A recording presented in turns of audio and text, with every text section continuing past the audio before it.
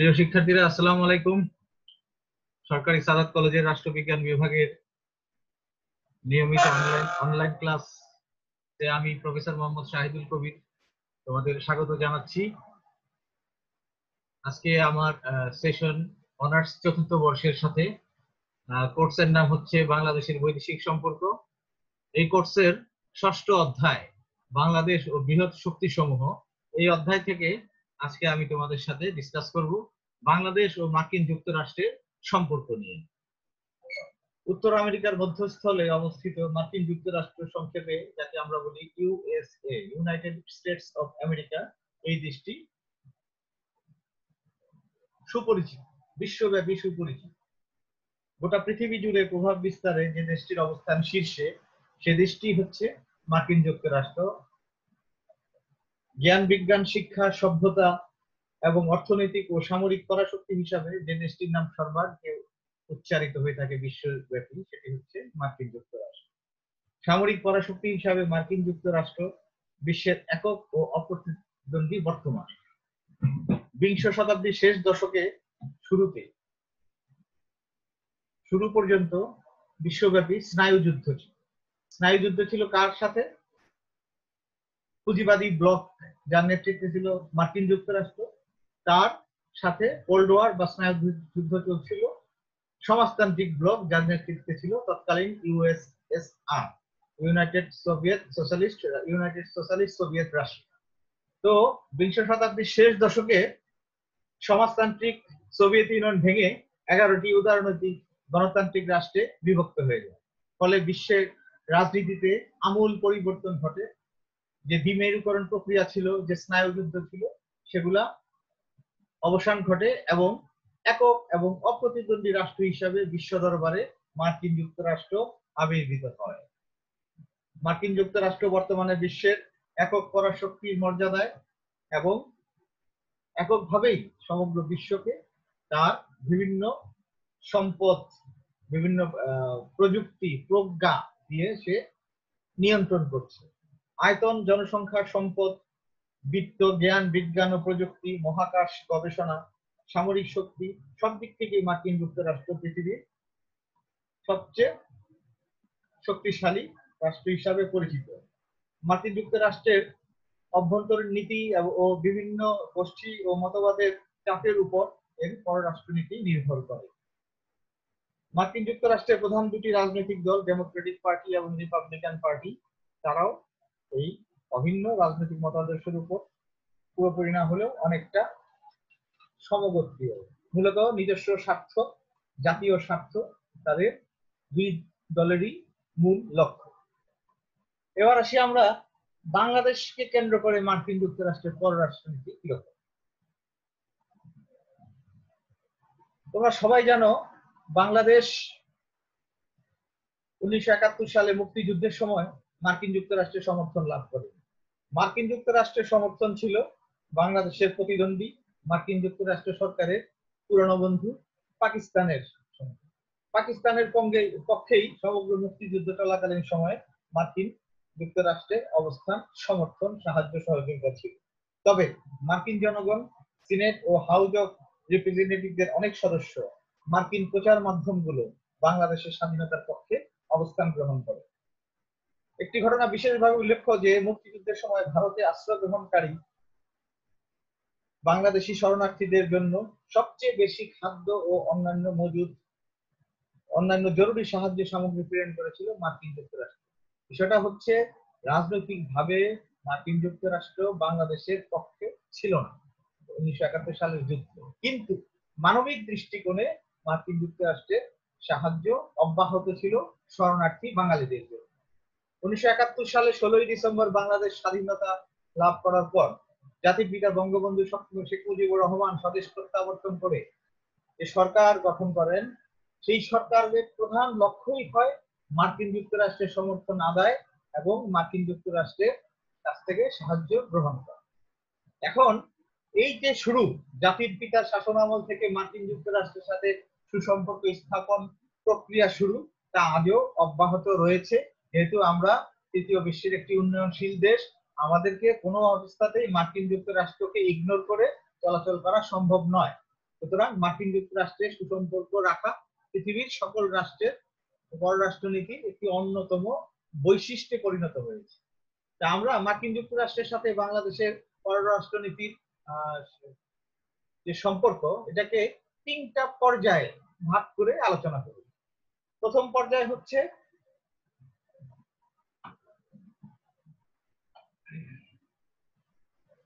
মুক্তিযুদ্ধের পরবর্তীতে বঙ্গবন্ধু সরকারের সময়কাল পর্যন্ত, অর্থাৎ 1972 সাল থেকে 1975 সাল পর্যন্ত এই সময়ে মার্কিন যুক্তরাষ্ট্রের সম্পর্কের সাথে মার্কিন যুক্তরাষ্ট্রের সাথে বাংলাদেশের পররাষ্ট্র সম্পর্ক আমরা প্রথম পর্যায়ে বিভক্ত করে আলোচনা করব। প্রথমেই আসছে বাংলাদেশকে স্বীকৃতি প্রদান। 1971 সালে 16ই ডিসেম্বর বাংলাদেশ স্বাধীনতা লাভ করলেও মার্কিন যুক্তরাষ্ট্র যেহেতু তার বন্ধু রাষ্ট্র পাকিস্তান, তার পরাজয়ে মার্কিন যুক্তরাষ্ট্র স্বাভাবিক কারণে সন্তুষ্ট হতে পারে নাই, বিধায় বাংলাদেশকে স্বীকৃতি প্রদানে তাদের গড়িমসি ছিল। বঙ্গবন্ধু শেখ মুজিবুর রহমান রাষ্ট্রীয় ক্ষমতা গ্রহণ করার পরেই মার্কিন যুক্তরাষ্ট্রের জন্য দুটি বিশেষ নীতি বা বিশেষ উদ্দেশ্য অবলম্বন করেন। একটি হচ্ছে, প্রথম উদ্দেশ্য হচ্ছে বাংলাদেশের জন্য স্বীকৃতি আদায়, দ্বিতীয় হচ্ছে মার্কিন যুক্তরাষ্ট্র থেকে পর্যাপ্ত সাহায্য গ্রহণ। এ লক্ষ্যে বঙ্গবন্ধু শেখ মুজিবুর রহমান তার কূটনৈতিকদের মার্কিন যুক্তরাষ্ট্রের স্বীকৃতি আদায়ের জন্য প্রক্রিয়া করার নির্দেশ দান করেন। তো এই প্রক্রিয়াটি খুব একটি সহজ ছিল না। মার্কিন যুক্তরাষ্ট্রের মতো বৃহৎ রাষ্ট্র কাছ থেকে স্বীকৃতি আদায় খুব সহজ কোনো ব্যবস্থা ছিল না। তবে মার্কিন যুক্তরাষ্ট্র যখন দেখলো বাংলাদেশ থেকে যে 71 সালে যে মুক্তিযুদ্ধে যে ভারতীয় সেনাবাহিনী এসেছিল তার শতভাগ প্রত্যাহার করে নেওয়া হলো 1972 সালের এপ্রিল মাসে, তারপর পরই 1972 সালের 4 এপ্রিল মার্কিন যুক্তরাষ্ট্র বাংলাদেশকে স্বাধীন ও সার্বভৌম রাষ্ট্র হিসাবে স্বীকৃতি প্রদান করে। আর এই স্বীকৃতি দানের মাধ্যমেই মার্কিন যুক্তরাষ্ট্রের সাথে বাংলাদেশের কূটনৈতিক সম্পর্ক প্রতিষ্ঠিত হয়।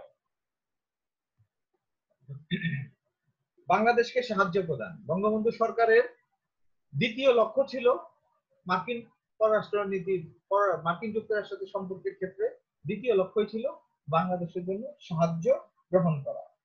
স্বীকৃতি জানানোর সঙ্গে সঙ্গে মার্কিন যুক্তরাষ্ট্র যুদ্ধ বিধ্বস্ত বাংলাদেশকে সাহায্য করবার অঙ্গীকার করে। 1973 সালের 30 জুলাই পর্যন্ত মার্কিন সাহায্যের পরিমাণ ছিল $433 মিলিয়ন, যা 1971 সালে বাংলাদেশের স্বাধীনতা লাভ করার পর থেকে প্রাপ্ত মোট বৈদেশিক সাহায্যের 1/3। 1974 সালের এপ্রিল মাস পর্যন্ত মার্কিন যুক্তরাষ্ট্র জাতিসংঘের মাধ্যমে আরো $115 বেশি সাহায্য প্রদান করেছিল। অর্থাৎ এই যে 1971 থেকে 1974 সাল পর্যন্ত মার্কিন যুক্তরাষ্ট্রের সাহায্যের পরিমাণ ছিল $451.94 মিলিয়ন, যা বাংলাদেশে মার্কিন যুক্তরাষ্ট্রকে সর্ববৃহৎ একক ঋণদাতা দেশ হিসেবে পরিণত করে। জাতির পিতা বঙ্গবন্ধু শেখ মুজিবুর রহমানের যুক্তরাষ্ট্র সফর। বঙ্গবন্ধু শেখ মুজিবুর রহমান মার্কিন যুক্তরাষ্ট্রের সঙ্গে সম্পর্ক উন্নয়নের উদ্যোগ গ্রহণ করেন, যার ফলশ্রুতিতে 1974 সালে তিনি ওয়াশিংটন ও নিউ ইয়র্ক সফর করেন।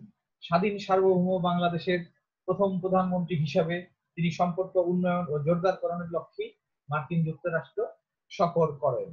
উল্লেখ্য, এই সময়ে মার্কিন যুক্তরাষ্ট্র সফরকালে বঙ্গবন্ধু শেখ মুজিবুর রহমান চেয়েছিলেন মার্কিন যুক্তরাষ্ট্রের সাথে একক জোট গড়ে তুলতে, কোন দ্বৈত মৈত্রী বন্ধনে না থেকে একক জোট, অর্থাৎ বাংলাদেশ এবং মার্কিন যুক্তরাষ্ট্র এই দুইটি দেশ পারস্পরিক সম্পর্কে থাকবে, এখানে কোনো অন্য রাষ্ট্রের উপস্থিতি থাকবে না। এটি ছিল বঙ্গবন্ধুর লক্ষ্য। মার্কিন পররাষ্ট্রমন্ত্রী হেনরি কিসিঞ্জারের বাংলাদেশ সফর। তোমরা আশা করি জানো যে এই 71 সালের মহান স্বাধীনতা যুদ্ধে মার্কিন প্রশাসন, মার্কিন রাষ্ট্রপতি নিক্সন তার পাশাপাশি মার্কিন পররাষ্ট্রমন্ত্রী তৎকালীন হেনরি কিসিঞ্জার কট্টর বিরোধী অবস্থানে ছিলেন বাংলাদেশের মুক্তি সংগ্রামে। ফলে স্বাধীনতা যুদ্ধে বাংলাদেশের জয়লাভের পর হেনরি কিসিঞ্জার সাহেব মন্তব্য করেছিলেন যে এই যুদ্ধে পাকিস্তানের পরাজয় আমার ব্যক্তিগত পরাজয়।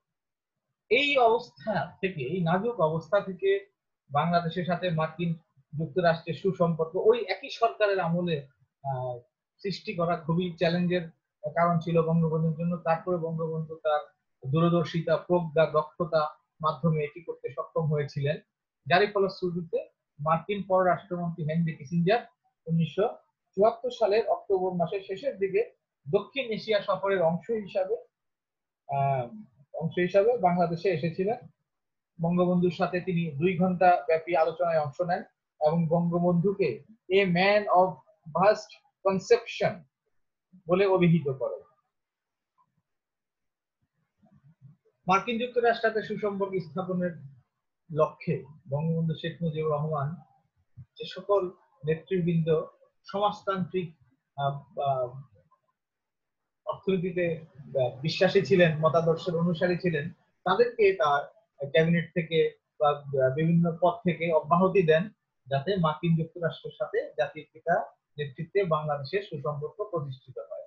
তারপর ঘটে গেল সেই বাঙালি জাতির সবচেয়ে কলঙ্কজনক ঘটনা, জাতির পিতা বঙ্গবন্ধু শেখ মুজিবুর রহমান 1975 সালের 15 আগস্ট সপরিবার শাহাদত বরণ করেন।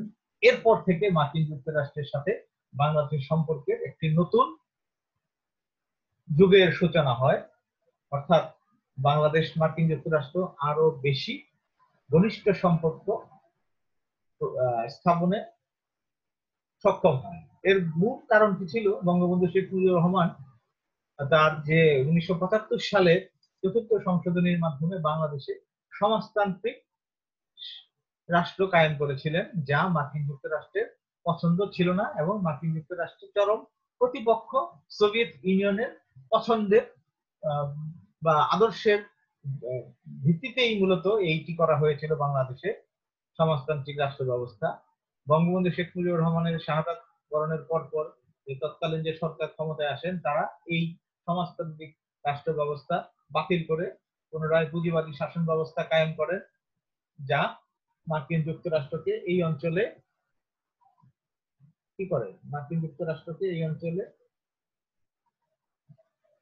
আগ্রহী করে তোলে। 1975 সালে 15 আগস্টের পর তৎকালীন সেনাপ্রধান মেজর জেনারেল জিয়াউর রহমান সাহেব ক্ষমতায় এসে দেশে বিভিন্ন প্রতিষ্ঠানকে বিরাষ্ট্রীয়করণ করার ঘোষণা দেন। ফলে প্রচুর বিদেশি পুঁজি বিনিয়োগের সুযোগ আসে এবং মার্কিন যুক্তরাষ্ট্র সেই পুঁজি বিনিয়োগে উদ্যোগী হয়। মার্কিন যুক্তরাষ্ট্র বাংলাদেশের বাজার দখল ও বিনিয়োগের সুবিধা লাভের জন্য এ সময় বাংলাদেশের সাথে সম্পর্ক বিস্তৃত করে।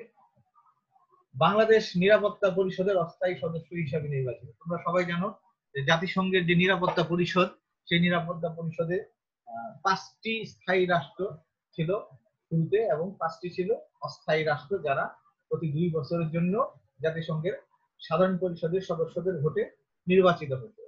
তো 1978 সালে বাংলাদেশ এই জাতিসংঘের নিরাপত্তা পরিষদের অস্থায়ী সদস্য হিসেবে নির্বাচিত হয়। এক্ষেত্রে যে ঘটনাটি, যে বাংলাদেশের যে গৃহীত পদক্ষেপ কার্যকর ভূমিকা পালন করে, সেটি হচ্ছে ওই সময় অর্থাৎ 76, 77, 78 থেকে দীর্ঘ সময় প্রায় 10 বছর ব্যাপী আফগানিস্তানে সোভিয়েত ইউনিয়ন তার সেনাবাহিনী প্রেরণ করে এবং সেনাবাহিনী দ্বারা আফগানিস্তান নিয়ন্ত্রিত হচ্ছিল, যা একটি দেশের স্বাধীনতার জন্য হুমকি স্বরূপ ছিল, সার্বভৌমত্বের জন্য হুমকি স্বরূপ ছিল। যদিও সোভিয়েত ইউনিয়নের সেনাবাহিনী এসেছিল আফগানিস্তানের তৎকালীন স্বৈর শাসকের আহ্বানে, তারপরেও এটি সাধারণ জনগণ মেনে নিতে পারেনি, বাংলাদেশও মেনে নিতে পারেনি। ফলে আফগানিস্তান ইস্যুতে সোভিয়েত ইউনিয়নের বিপক্ষে অবস্থান গ্রহণ করায় মার্কিন যুক্তরাষ্ট্র খুশি হয় এবং বাংলাদেশকে নিরাপত্তা পরিষদের অস্থায়ী সদস্য হিসেবে নির্বাচিত করতে গুরুত্বপূর্ণ ভূমিকা পালন করে। মার্কিন স্বেচ্ছাসেবী সংস্থা পিস কোরের সাথে চুক্তি সাধিত হয় 1978 সালে। কিন্তু পিস কোর তার কার্যক্রম বাংলাদেশে শুরু করতে প্রায় 20টি বছর কাটিয়ে দেয়। 1998 সালে মাননীয় প্রধানমন্ত্রী শেখ হাসিনা সরকারের আমলে পিস কোর বাংলাদেশে আসে সর্বপ্রথম এবং বাংলাদেশে বিভিন্ন সেবামূলক কাজে নিজেকে সংযুক্ত করে।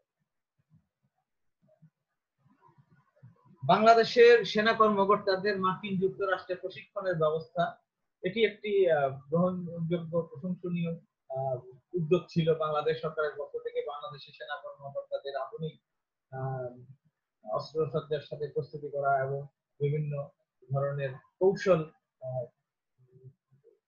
জ্ঞান লাভের জন্য তারা মার্কিন যুক্তরাষ্ট্রে বাংলাদেশের সেনা কর্মকর্তাদের প্রশিক্ষণের ব্যবস্থা গ্রহণ করে মার্কিন যুক্তরাষ্ট্রের সাথে সুসম্পর্কের ভিত্তিতে।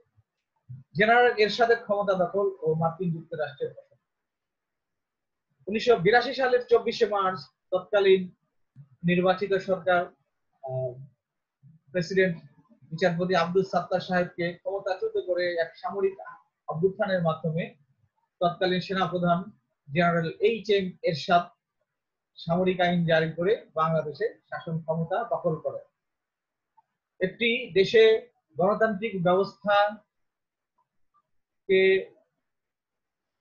নষ্ট করে সামরিক আইন জারি, মৌলিক অধিকার স্থগিত, সংবিধান স্থগিত, এই বিষয়গুলো বিশ্বের কোনো গণতান্ত্রিক রাষ্ট্রই স্বীকার করে না, সমর্থন করে না। অনুরূপভাবে মার্কিন যুক্তরাষ্ট্র এর বাইরে ছিল না। মার্কিন যুক্তরাষ্ট্র প্রেসিডেন্ট এরশাদ সাহেবের এ ধরনের সরকার ক্ষমতা দখল প্রক্রিয়ায় চরম অসন্তোষ প্রকাশ করে। তারপরও মার্কিন যুক্তরাষ্ট্রের সাথে এরশাদ সাহেব সম্পর্ক উন্নয়নের উদ্যোগ গ্রহণ করেন। এরই প্রেক্ষিতে মার্কিন কর্মকর্তাগণ বিভিন্ন সময়ে বাংলাদেশ সফর করেন। ঊর্ধ্বতন মার্কিন নীতি নির্ধারকরা ওই সময় বাংলাদেশে আসেন। 1985 সালে সিনেটের পররাষ্ট্র সম্পর্ক নির্ধারক কমিটির অন্যতম সদস্য সিনেটর প্রেসলার বাংলাদেশ সফর করেন। 1985 সালে মার্কিন সিনেটের এক রিপোর্টে বাংলাদেশের বিরাষ্ট্রীয়করণ, অন্যান্য অর্থনীতি ও পররাষ্ট্রনীতিতে সন্তোষ প্রকাশ করা হয়। অর্থাৎ এরশাদ সাহেব তার কর্মকাণ্ডের মাধ্যমে মার্কিন সরকারের দৃষ্টি আকর্ষণ করতে সক্ষম হন। 1988 সালের ঘূর্ণিঝড় ও বন্যা পরবর্তী মার্কিন ত্রাণ সাহায্য। 1988 সালে বাংলাদেশে ভয়াবহ ঘূর্ণিঝড় হয় এবং তারপর এ যাবৎকাল পর্যন্ত বাংলাদেশের সবচেয়ে ভয়ঙ্কর বন্যা সংঘটিত হয়েছিল 1988 সালে। সমগ্র দেশ প্লাবিত হয়েছিল। সারা বিশ্ব থেকেই বাংলাদেশে সাহায্য ত্রাণ পাঠানোর জন্য রাষ্ট্রপতি জেনারেল এরশাদ সাহেব আহ্বান করেন, অনুরোধ জানান। এই অনুরোধের প্রেক্ষিতে মার্কিন যুক্তরাষ্ট্র বাংলাদেশে পর্যাপ্ত ত্রাণ সামগ্রী প্রেরণ করে। বন্যা পরবর্তীতে বন্যার্তদের পুনর্বাসনের জন্য এবং পুনর্বাসন প্রক্রিয়ার জন্য এরশাদ সাহেব মার্কিন তৎকালীন রাষ্ট্রপতি প্রেসিডেন্ট রোনাল্ড রিগানের সাথে সাক্ষাৎ করেন এবং এই প্রক্রিয়া বাংলাদেশকে সাহায্য দানের জন্য আবেদন জানান। উপসাগরীয় যুদ্ধে মার্কিন নীতিতে বাংলাদেশের সমর্থন। উপসাগরীয় অঞ্চল অর্থাৎ মধ্যপ্রাচ্য, তোমরা হয়তো অনেকেই জানো 1989 সালে ইরাকের তৎকালীন রাষ্ট্রপতি সাদ্দাম হোসেন প্রতিবেশী রাষ্ট্র কুয়েতকে দখল করে নেন। সামরিক অভিযানের মাধ্যমে কুয়েত দখল করে নেন, যা সমগ্র বিশ্বে সমালোচনার বিষয়ে পরিণত হয়। বিশ্বব্যাপী তীব্র নিন্দার ঝড় বয়ে যায়। মার্কিন যুক্তরাষ্ট্র এর প্রতিবাদে সক্রিয় ব্যবস্থা গ্রহণের জন্য জাতিসংঘকে অনুরোধ জানায়। জাতিসংঘের অধীনে বিভিন্ন দেশের সেনাবাহিনীর সমন্বয়ে একটি শান্তি বাহিনী গঠন করে কুয়েতে প্রেরণ করা হয়, যাতে কুয়েত থেকে ইরাকি সৈন্য প্রত্যাহার করা হয় এবং ইরাক এবং কুয়েতের মধ্যে যুদ্ধ সংঘটিত হয়। এক পর্যায়ে সাদ্দাম হোসেন সাহেব কুয়েত থেকে ইরাকি সৈন্য প্রত্যাহার করতে বাধ্য হন। এই যে প্রক্রিয়া, অর্থাৎ উপসাগরীয় যুদ্ধে কুয়েতের পক্ষে আন্তর্জাতিক বিশ্বের অবস্থান, মার্কিন যুক্তরাষ্ট্রের নেতৃত্বে এই নীতিতে বাংলাদেশের পূর্ণ সমর্থক ছিল এবং বাংলাদেশের সেনাবাহিনীর সদস্যরা এই মিশনে অংশগ্রহণ করে, যা বাংলাদেশের এই ভূমিকা মার্কিন যুক্তরাষ্ট্র প্রশংসার সাথে স্মরণ করে। এবার আসি আমরা তৃতীয় পর্যায়ে। তৃতীয় পর্যায়ে আসার প্রেক্ষাপটটা হচ্ছে 1990 সালের ডিসেম্বর মাসের 6 তারিখে তৎকালীন রাষ্ট্রপতি সেনা শাসক জেনারেল এইচ.এম. এরশাদ, হোসাইন মোহাম্মদ এরশাদ গণ অভ্যুত্থানের মাধ্যমে পদত্যাগ করতে বাধ্য। অতঃপর তিনি একটি নিরপেক্ষ তত্ত্বাবধায়ক সরকারের নিকট ক্ষমতা হস্তান্তর করেন এবং এই সরকার 3 মাসের মধ্যে দেশে জাতীয় সংসদ নির্বাচনের ব্যবস্থা গ্রহণ করে। বাংলাদেশের এই গণতান্ত্রিক সরকার প্রতিষ্ঠায় মার্কিন যুক্তরাষ্ট্রের সমর্থন ছিল নিরঙ্কুশ। মার্কিন যুক্তরাষ্ট্র বাংলাদেশের গণ আন্দোলন এবং স্বৈরাচারী সরকারের পতন এবং গণতান্ত্রিক সরকার প্রতিষ্ঠায় সর্বাত্মক সমর্থন প্রদান করে। জাতিসংঘের শান্তি রক্ষা কার্যক্রমে বাংলাদেশের অংশগ্রহণে মার্কিন যুক্তরাষ্ট্রের প্রশংসা।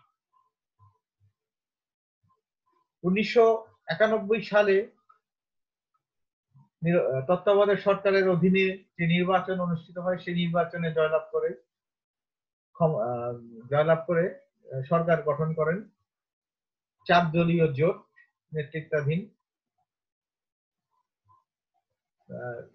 সরকার গঠিত হয়, যার প্রধানমন্ত্রী ছিলেন বেগম খালেদা জিয়া।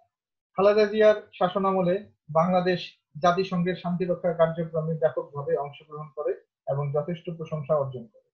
জাতিসংঘের নেতৃত্বে বাংলাদেশ প্রতিরক্ষা বাহিনীর একাংশ আফ্রিকা, মধ্যপ্রাচ্য, এমনকি ইউরোপের যুদ্ধ বিধ্বস্ত দেশসমূহেও শান্তি রক্ষার দায়িত্বে নিয়োজিত হয়। মার্কিন যুক্তরাষ্ট্র বাংলাদেশের এই ভূমিকার প্রশংসা করে। শান্তি রক্ষা কার্যক্রমে বাংলাদেশের বলিষ্ঠ ভূমিকার কারণে 1991 সালের সেপ্টেম্বর মাসে মার্কিন যুক্তরাষ্ট্র বাংলাদেশকে বকেয়া ঋণ পাওনার 1000 কোটি টাকা মওকুফ করে দেয়, অর্থাৎ বাংলাদেশকে ইনসেনটিভ প্রদান করে।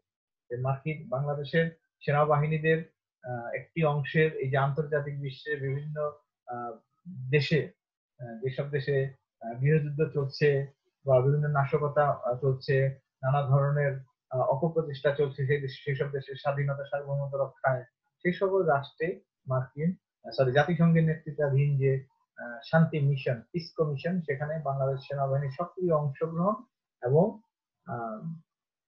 অসামান্য পারফরমেন্স প্রদর্শনের জন্য মার্কিন যুক্তরাষ্ট্র বাংলাদেশের প্রশংসা করে এবং বাংলাদেশে ঋণ বাবদ 1000 কোটি টাকা মওকুফ করে দেয়।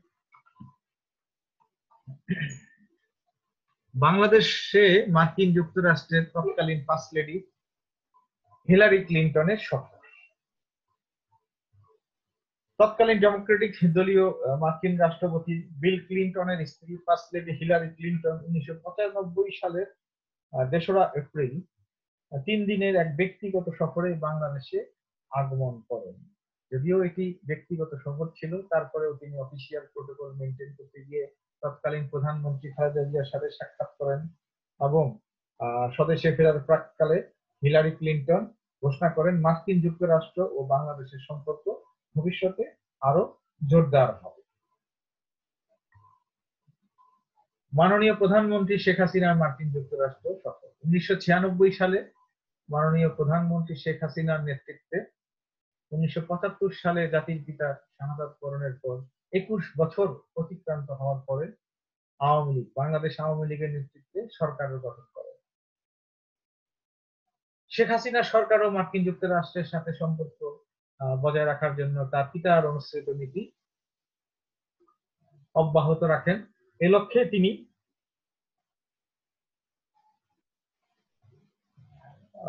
মার্কিন যুক্তরাষ্ট্রে যে তার টেনিউরটা ছিল 1996 থেকে 2001, এ সময় 7 বার মার্কিন যুক্তরাষ্ট্র সফর করেন।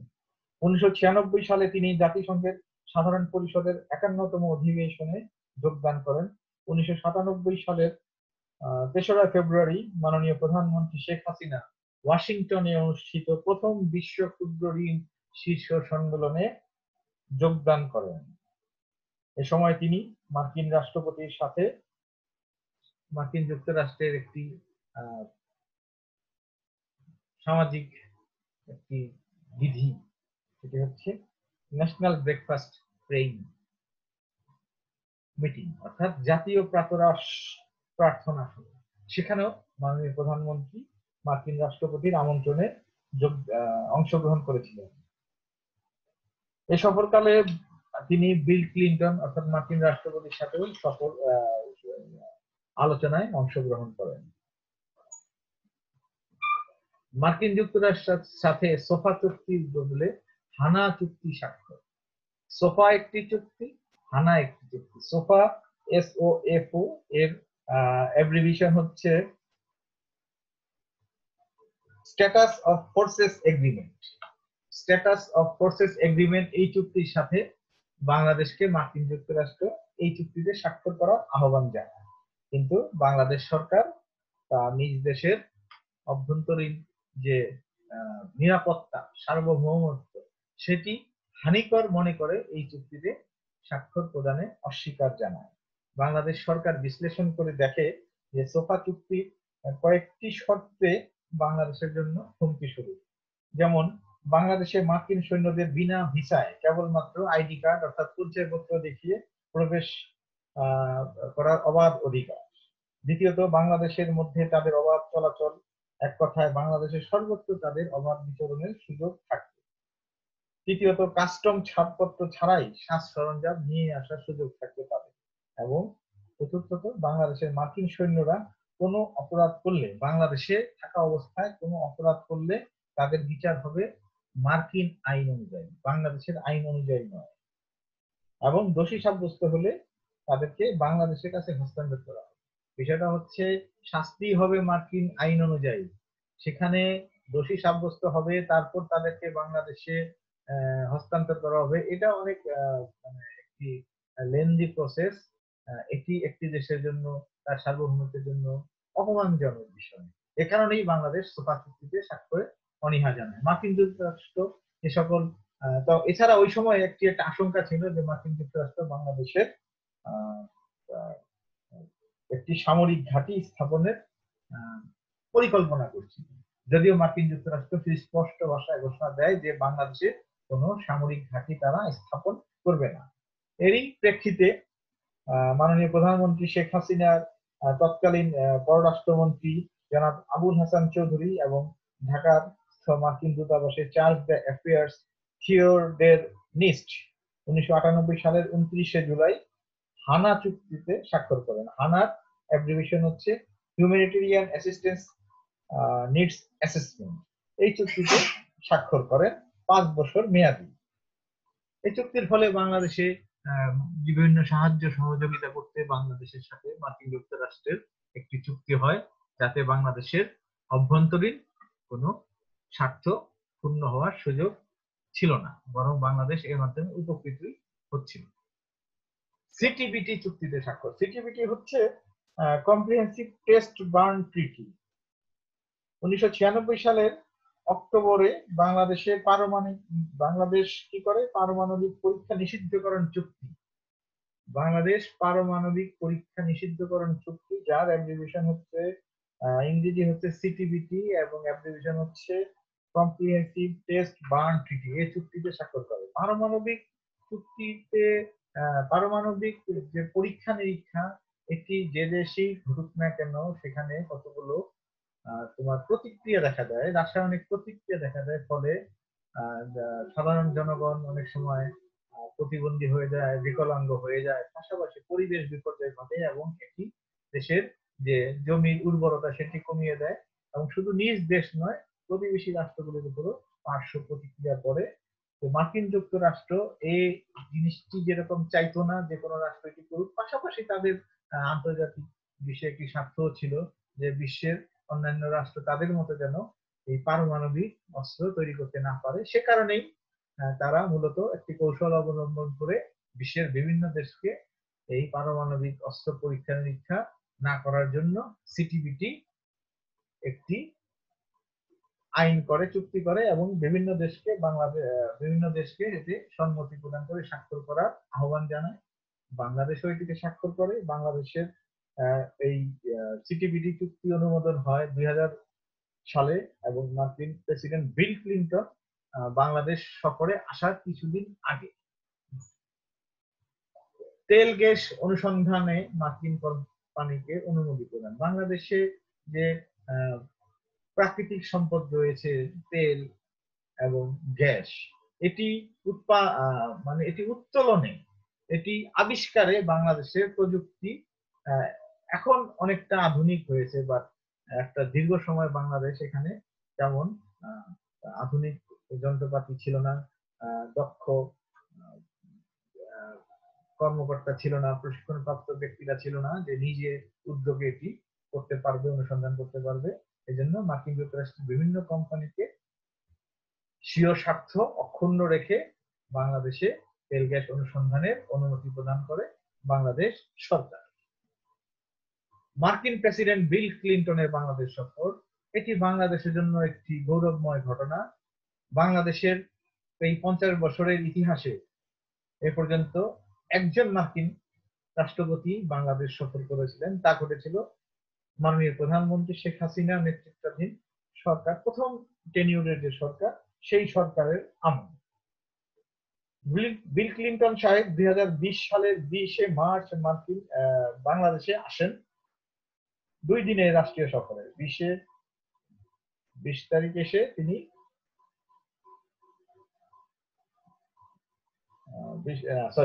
2 দিন নয়, 1 দিনের জন্য তিনি এসেছিলেন। 1 দিনের জন্যই এসেছিলেন এবং এটি ছিল বাংলাদেশে এ যাবৎকালে একমাত্র মার্কিন রাষ্ট্রপতি হিসাবে বিল ক্লিনটনের সফর। এই সফরে তিনি বাংলাদেশের মাননীয় প্রধানমন্ত্রী শেখ হাসিনার সাথে আলোচনা করেন এবং বাংলাদেশে তার সফরের মূল উদ্দেশ্যই ছিল বাণিজ্যিক রাজনীতি, মার্কিন তেল গ্যাস কোম্পানিগুলোর ব্যবসা, চট্টগ্রামে বেসরকারি পোর্ট নির্মাণে যাতে মার্কিন যুক্তরাষ্ট্রের কোম্পানিগুলো সুযোগ পায় তা নিশ্চিত করাই ছিল বিল ক্লিনটনের সফরের উদ্দেশ্য। এ সময় বাংলাদেশের পক্ষ থেকেও কিছু কিছু বিষয় মার্কিন রাষ্ট্রপতির নিকট উত্থাপন করা হয়, যেমন অবৈধ বাংলাদেশি অভিবাসীদের মার্কিন যুক্তরাষ্ট্রে বৈধ করা, অর্থাৎ অবৈধভাবে যারা আসলে এই অল্প কিছুদিনের জন্য মার্কিন যুক্তরাষ্ট্রে গিয়ে আর ফিরে আসেন না, তাদেরকে মূলত অবৈধ বলা হয়। এই অবৈধ অভিবাসীদের বৈধকরণের জন্যই শেখ হাসিনা মাননীয় প্রধানমন্ত্রী বিল ক্লিনটন সাহেবকে অনুরোধ করেন। PL-480 এর আওতায় মার্কিন যুক্তরাষ্ট্রের পাওনা $60 কোটি ঋণ মওকুফের আবেদন জানানো হয় এবং বাংলাদেশের যে গার্মেন্টসে পোশাক তৈরি করা হয়, সেই রেডিমেড পোশাক রপ্তানিতে বিভিন্ন সুযোগ সুবিধা লাভের আহ্বান বা আবেদন জানান মাননীয় প্রধানমন্ত্রী শেখ হাসিনা। এরপর 2001 সালে নির্বাচনে পুনরায় ক্ষমতায় আসেন বিএনপি নেতৃত্বাধীন বেগম খালেদা জিয়া সরকার।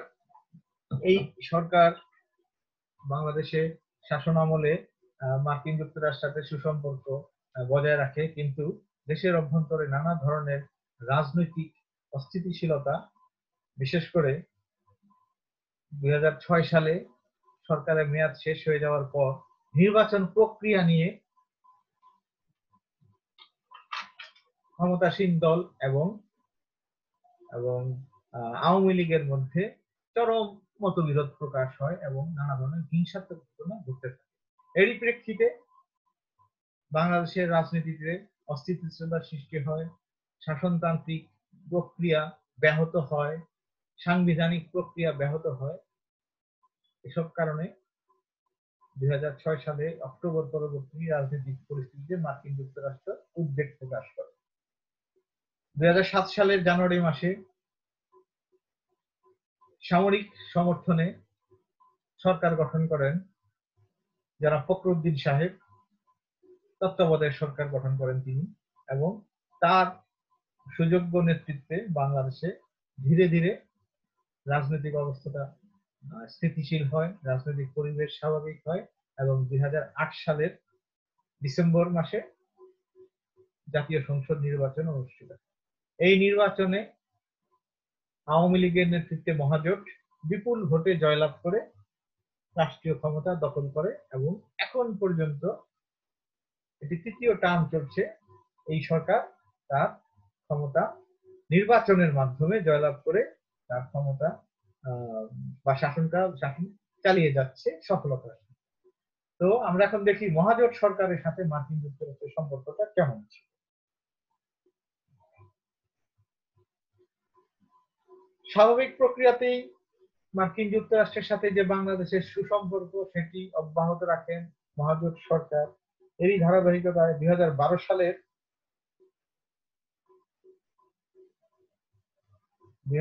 সালের মে মাসের প্রথম সপ্তাহে তৎকালীন মার্কিন পররাষ্ট্রমন্ত্রী হিলারি ক্লিনটন বাংলাদেশ সফর করেন।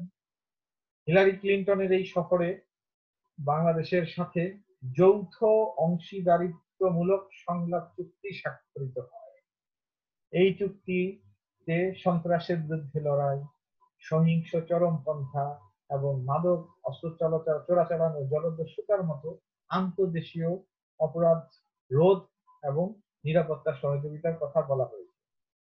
হিলারি ক্লিনটনের এই সফরে বাংলাদেশের অনেক সাফল্য থাকলেও কিছু কিছু ক্ষেত্রে বাংলাদেশ তার যে প্রাপ্তি আশা ছিল সেটি বাস্তবায়িত হয়নি।